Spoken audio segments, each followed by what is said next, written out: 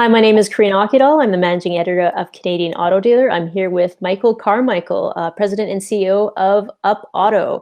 And so today I'm looking to discuss what you're doing, what measures you're implementing in your dealership to ensure that business can move forward and that your customers, can feel safe and confident when they enter your dealership. So maybe you can tell us a little bit about what's been announced, what's been implemented.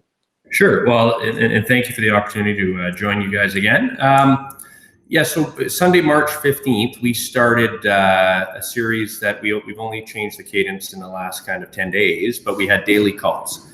And those daily calls were all COVID specific, and to make sure that we have the appropriate protocols, we're doing all the right things, we're doing what we can to make sure, number one, our team's safe and our customers are safe. And so whether it's the plexi screens, the added cleaning and sanitization of the facility, the educational element, which has been key to our entire team, to make sure everyone's aware of how this virus spreads, the signs, what to do if you think you're affected by it, and just continually pushing that information out to our team. And then presenting the same information on what we're doing to our customers. We've done that through direct phone calls, through postings on our website, Facebook and Instagram, sending letters out and attaching that in our service reminders. So communication is the biggest piece of it. While we were deemed essential services in Ontario, we remained open for service and parts, obviously metering the volume.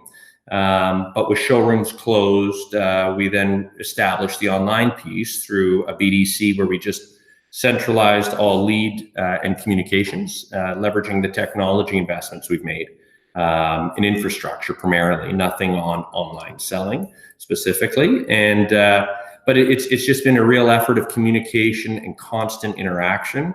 There's so many different recommended protocols coming from so many different stakeholders. It's been very challenging to figure out what's regulation, what's opinion, and then what's the right path forward. And so we've worked hard with our team and our leadership team through the dealerships to make sure we're doing that.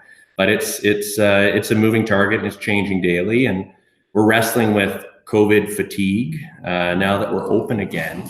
It's been great to be able to embrace our next normal, perhaps, but we're definitely not out of the woods and still have a lot of work to do. And so how do you see this progressing? How long do you see this moving forward? And what other measures do you plan on putting in place? Or I guess, what's your strategy moving forward?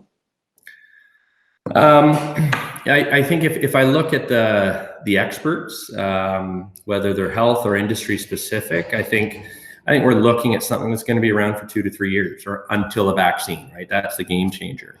I'm also looking at the government support programs, whether it's the CEWS or the CERB, or what else is going to come out. But I'm predominantly with the CEWS, or the 75% wage subsidy. I'm using that as kind of my beacon that I'm following, because I think that is a bellwether for the economy. So if the CEWS is going away, I'm trusting that the government has insight that they're seeing in indicators that we will see shortly. But until that point happens, we're still limping along with marketing spend, with re-engaging team members on bringing them back full time to be operational, because we just don't have the volume. So the plan is we've maintaining and enhancing our PPE execution throughout the group, and so we've done the screened shuttle vehicles, which at each store, which have been fantastic, because so many of our customers want to get out of the house, number one, but from a safety and security perspective at the dealership, we want to make sure we're able to shuttle them home. And so that's what those screens have provided us, the opportunity to do so, and a great company in London, Ontario that's done that for us. We're taking it day by day. We're not trying to be pushy. We're not trying to move metal in the historical sense of what we would have done pre-COVID. But we're kind of embracing our reality. It is what it is. We got to make the best of it, be compassionate, caring, make sure everyone's healthy, and and let's sell cars, but let's do it in a way that's appropriate for the time. And as the times change, so will our approach. Now, one thing that comes to mind, I'm curious, is a lot of car dealers, or some of them at least that I've spoken to, have mentioned that they're investing in digital. And so many already have touched on digital before the COVID-19 situation. Have you invested greatly on this too? I mean, since the situation it has the potential to last so long, have you invested more in it? Do you think you should? Do you think dealers should? What's your take on that? I think there are probably brands and markets where it is relevant, and I, as I've said to every digital sales associate that's reached out to me in the last 6 to 8 weeks for the numerous platforms, there's some great product out there. I don't want to be the guy who said, the horse is better than the automobile. Right? I don't want to be the last man standing, so I'm really working to keep an open mind, but I just don't see market demand. How are we doing on our phone calls? How are we doing with every internet lead that's coming in? I'm not seeing the need for $13.95 a month per rooftop for a digital platform that may help sell F&I in a more engaged process with customers who are coming into the showroom. But it also provides a great online platform, but I just don't see the demand. So I think historically full online has been 1% of the sales nationally in the last few years. I think in the environment where your options are limited, maybe it's 2%.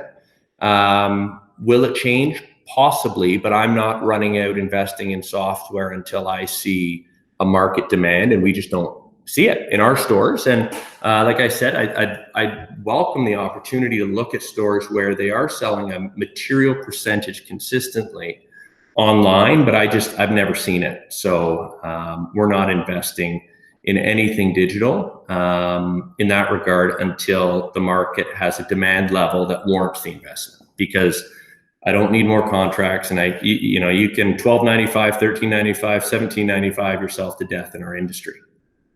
I guess on that note, do you have any advice you'd like to offer dealers as we move forward on this, whether it's digital or just in general, for dealerships that are open or partially open during the COVID-19 situation, even maybe considering the recovery period as well?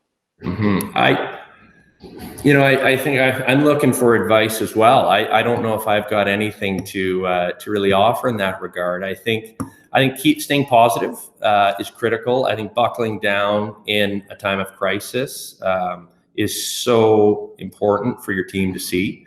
I think keeping, just be present and spend the time with your family right now, and spend the time with your team. And the numbers will come back when the market comes back. And so figuring out from a cost and expense profile, you got to do what you got to do right now, because the market's not going to be there for 6 months minimum. And I'm hopeful it's shorter than that. I hope I'm wrong. But I think we're into a 12 to 30 month, burp in the market. But we will get back there on the other side of this, and it's still a great industry.